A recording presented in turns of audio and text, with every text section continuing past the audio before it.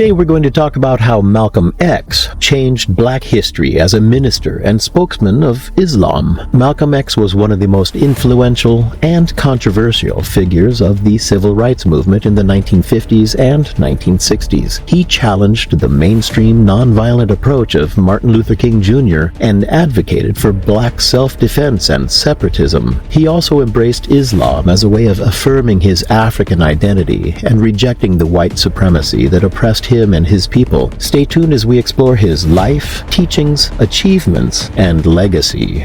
Malcolm X was born Malcolm Little in 1925 in Omaha, Nebraska. The family moved to Lansing, Michigan after the Ku Klux Klan made threats against them, though the family continued to face threats in their new home. In 1931, Malcolm's father, a Baptist preacher, was allegedly murdered by a white supremacist group called the Black Legionnaires. Though the authorities claimed his death was an accident, Mrs. Little and her children were denied her husband's death benefits. At age 6, the future Malcolm X entered a foster home, and his mother suffered a nervous breakdown. Though highly intelligent and a good student, he dropped out of school following 8th grade. He began dealing drugs and earned the name Detroit Red. At 21, he went to prison for larceny.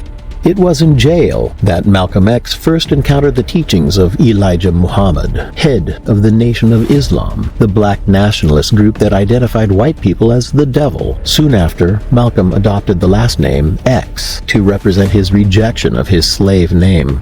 Malcolm was released from prison after serving 6 years and went on to become the minister of a mosque in Harlem, where his oratory skills and sermons in favor of self-defense gained the organization new admirers. The Nation of Islam grew from 400 members in 1952 to 40,000 members by 1960. His admirers included celebrities like Muhammad Ali, who became close friends with Malcolm X before the two had a falling out.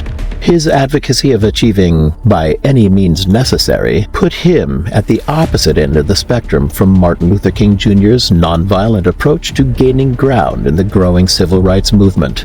Malcolm X's politics also earned him the ire of the FBI, who conducted surveillance of him from his time in prison until his death. J. Edgar Hoover even told the agency's New York office to do something about Malcolm X.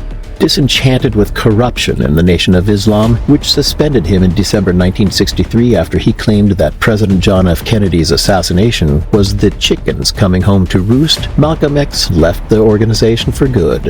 In June 1964, he founded the Organization of Afro-American Unity, which identified racism and not the white race as the enemy of justice. His more moderate philosophy became influential, especially among members of the Student Nonviolent Coordinating Committee.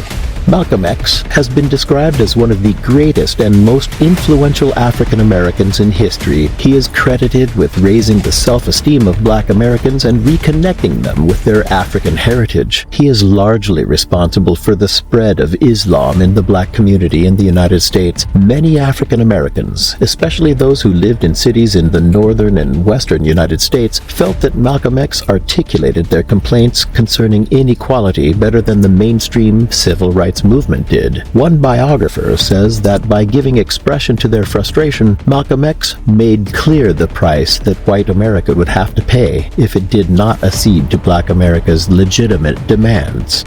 In the late 1960s, increasingly radical black activists based their movements largely on Malcolm X and his teachings. The Black Power movement, the Black Arts movement, and the widespread adoption of the slogan, "Black is beautiful," can all trace their roots to Malcolm X.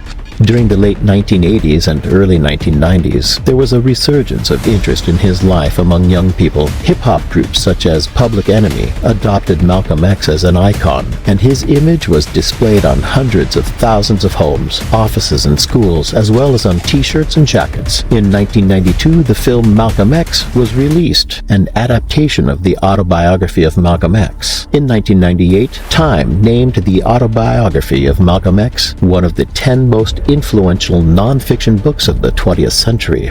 Malcolm X encouraged thousands to join the Black Power movement. Even after his assassination in 1965, his legacy continues to influence social justice movements around the world. His life serves as an inspiration to millions of people around the world, reminding them of the pivotal role of religion in social justice.